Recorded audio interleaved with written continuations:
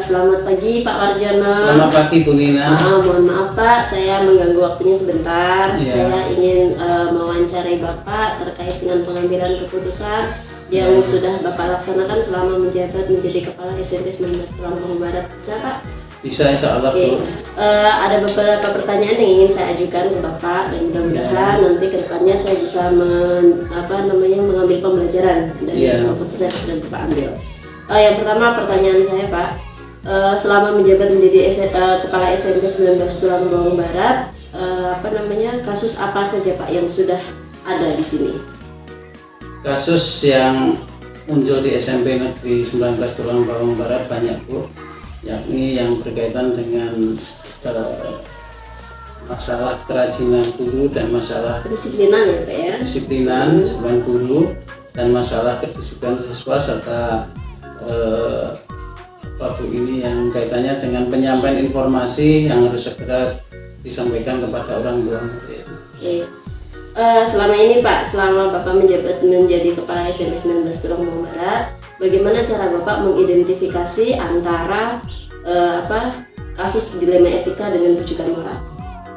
Ini Bu, caranya yang saya lakukan adalah dengan menganalisis kasus Bu, seperti kasusnya yang tentang kedisiplinan kaitannya dengan guru dan siswa itu kita identifikasi, kemudian dan analisis tentang identifikasi nilai-nilai atau moral-moral yang bisa nanti dikembangkan menjadi karakter SMP 19 Tulungagung Barat. Kemudian identifikasi eksternal yang merupakan ini pengaruh dari luar yang mungkin kita terima dari luar siswa Bu, pergaulan dan sebagainya.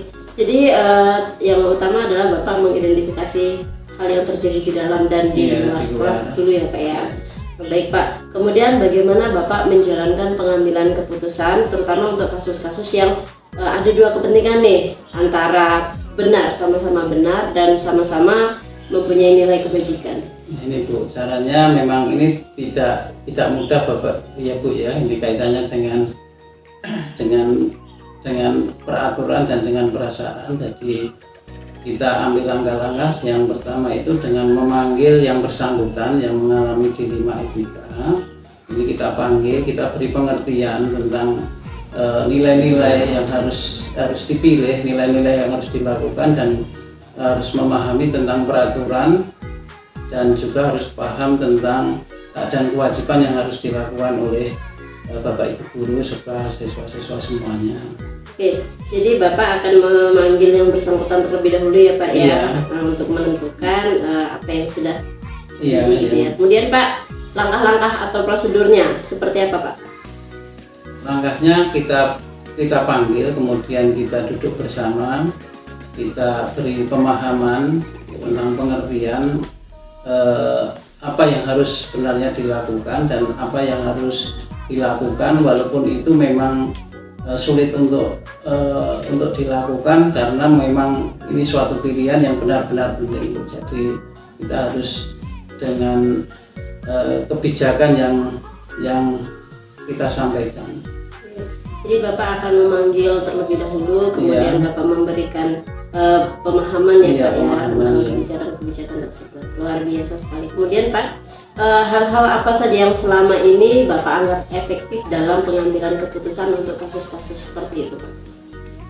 Yang saya anggap efektif adalah kita dengan tentu saja dengan musyawarah Bu ya, dengan musyawarah kita duduk bersama untuk menyelesaikan. Kemudian langkah yang lain kita juga melibatkan kawan yang memiliki kompetensi atau komitmen yang banyak pengalamannya sehingga kita bisa belajar dengan kawan yang lain.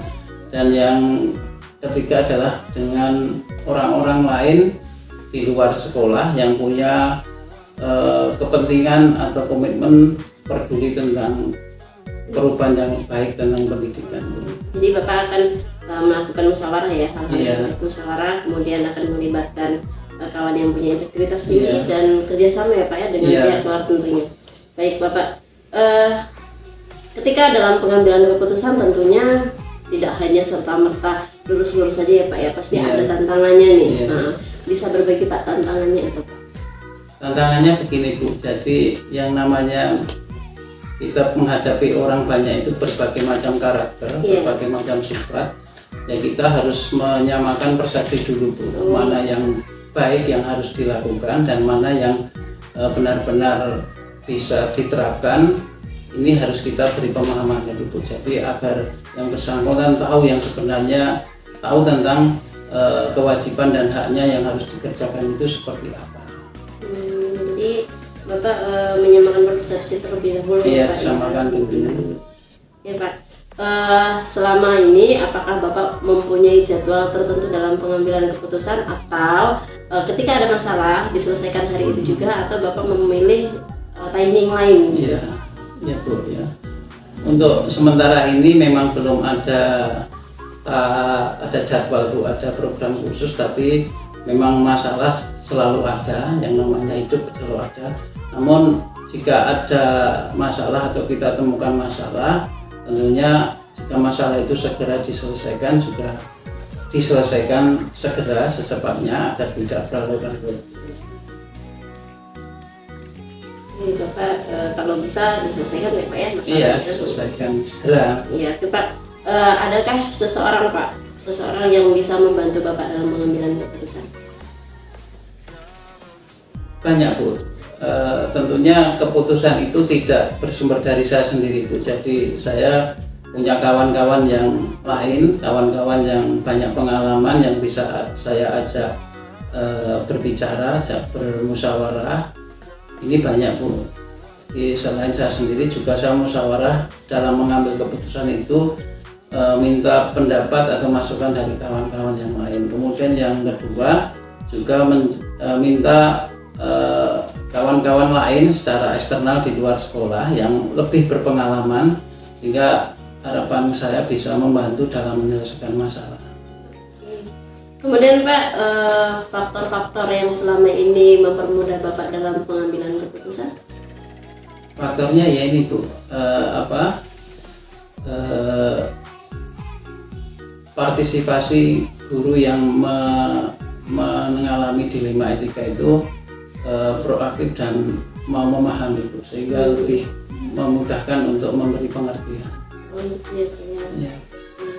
Bapak, pertanyaan terakhir nih, dari semua yang sudah Bapak sampaikan ya, pembelajaran apa sih yang bisa Bapak petik gitu dalam pengalaman Bapak menghandle kasus-kasus dilema etika?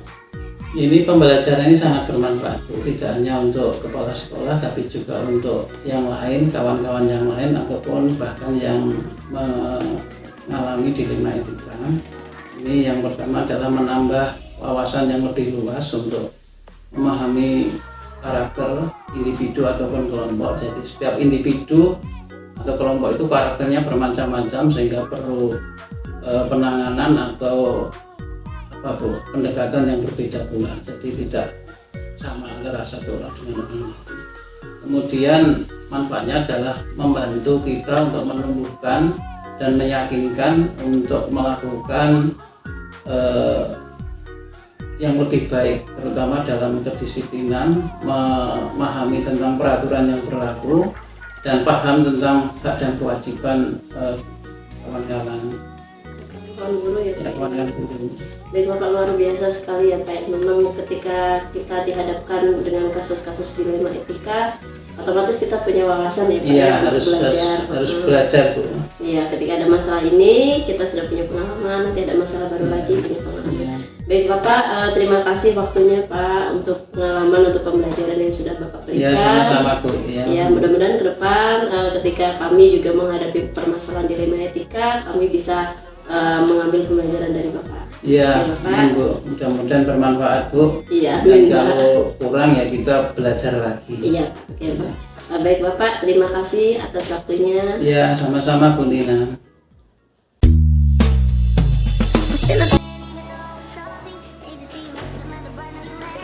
Selamat pagi Pak Nyoman. Selamat pagi Ibu. Ya, maaf ini Pak mengganggu waktunya sebentar. Gimana Pak kabarnya? Sehat, Pak? sehat. Ya, alhamdulillah.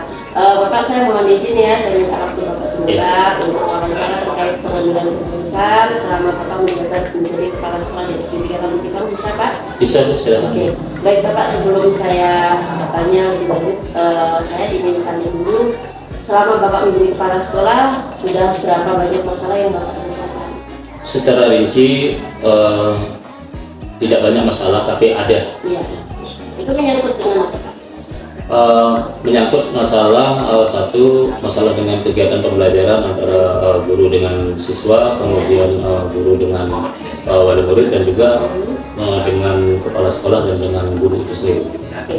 Baik Bapak, selama Bapak menjadi kepala sekolah ini, bagaimana cara Bapak mengidentifikasi antara kasus dilema etika dan pendidikan moral? Yang pertama, kasus dilema etika itu adalah sesuatu yang bertentangan dan ini memang sulit, dan tapi harus kita hadapi dari waktu ke waktu. Antara cinta dan kasih sayang, kemudian pertentangan antara pengambilan keputusan, kemudian antara toleransi dan lain-lain, sehingga dari situ saya bisa mengidentifikasi bagaimana nantinya mencarikan solusi atau jalan keluar. Selama ini bagaimana Bapak menjalankan pengambilan keputusan di sekolah Bapak, terutama untuk kasus-kasus yang memang ada dua kepentingan, misalnya benar atau sama-sama mengandung nilai kebajikan? Saya lebih mengutamakan bagaimana keputusan itu, walaupun dua-duanya benar, bagaimana itu bisa berefek ataupun memberikan dampak positif kepada semua pihak atau kepada umum, tidak hanya menyenangkan atau menguntungkan salah satu individu saja. Jadi walaupun dua-duanya memang benar, tapi saya di situ harus menentukan pilihan yang paling penting adalah berguna dan bermanfaat untuk kemaslahatan secara umum kepada keluarga di sekolah. Berarti Bapak akan melihat ya Pak ya, ke depannya kira-kira keputusan yang Bapak ambil ini tidak merugikan pihak manapun dan bermanfaat lah ya Pak ya untuk sekolah. Oke. Langkah-langkah atau prosedurnya yang Bapak ambil ketika Bapak mengambil sebuah keputusan apa saja Pak? Yang pertama tentu mengenali dulu permasalahan, kemudian yang kedua menentukan siapa saja yang terlibat di dalam masalah itu, kemudian yang ketiga saya akan mengumpulkan fakta dari mendengarkan cerita permasalahan dilema etika ataupun apa yang ada di dalam itu. Saya berusaha mengumpulkan sebuah fakta sesuai yang Bapak minta. Oke, baik Bapak. Hal-hal apa saja yang selama ini Bapak anggap efektif dalam pengambilan keputusan untuk kasus-kasus dilema etika? Yang paling efektif adalah saya mengambil sebuah keputusan yang simpel, sederhana, dan tegas, dan konsisten.